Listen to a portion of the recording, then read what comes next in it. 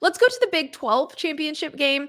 Another rematch. Kind of a bummer, by the way, that 3 of the 4 Power 4 championship games are rematches. Don't love that for all of us. This one was also a blowout the last time we saw it. Texas Tech and BYU. They played a few weeks ago. It was only November 8th, and it was 29-7. Didn't even feel that close. This one's a 12.5-point line. Texas Tech favored. And the thing that we talked about last time these two teams play was that Texas Tech spent a lot of money on that defensive front, that front seven that is wreaking havoc on the Big 12. Bunch of first-team All-American type players and David Bailey and Jacob Rodriguez. But that paid off, right? Like that, they completely controlled that game. They made life really difficult for BYU. And they're able to really set the tone of any game that they are in with their physicality and then the trenches on both sides in that game, because Texas Tech's offensive line did a good job as well. I wonder what BYU learned from that game that they can take into a rematch. I wonder, Bear Bachmeier, he can be more comfortable, what he can do against that defense. And Kalani Sitake deciding to stay at BYU this week, is there an emotional lift? Does that play into this game at all, JP? I think it does. I think there's certainly a lift there. Now, how tangible is that? I'm not sure, but those guys are going to play as hard as they can for their coach who just decided that that's the place where he wants to be. I'm intrigued by this because I think that these are two teams with very different athletic profiles. Texas Tech is that team where, they run really well. They've got monsters. They've got guys who are like twitched up.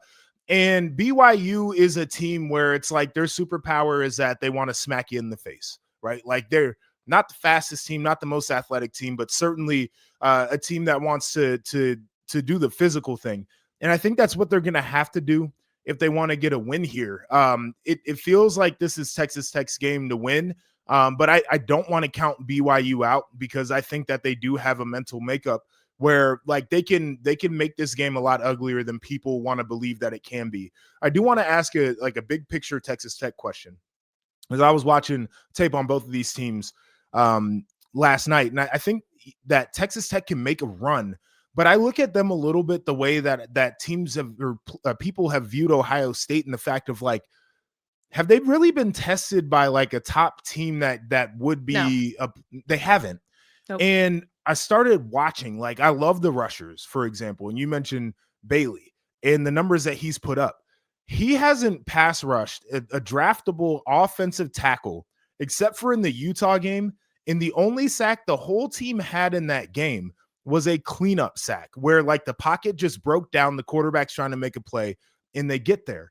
And I'm curious, when you get to an offensive line like a Georgia, an offensive line like an Ohio State, like Oregon, can you be as productive? Because it's going to feel different rushing against those guys than it does against the guy from Arizona State who's like, 6'7" and 285 pounds, and you can just sit him on his ass. Like, it's a very different thing. Yeah, it is. And again, that was part of the thinking, that if you beef up the defensive front, most of your games in the Big 12, you'll just be able to physically impose your will and win the games. Yep. And then it's about the margins against the good teams.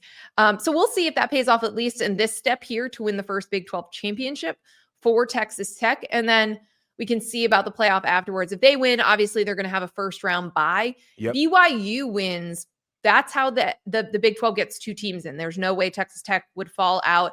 And then again, we don't know the impact of a second BYU loss to Texas Tech, how the committee would view that one as well.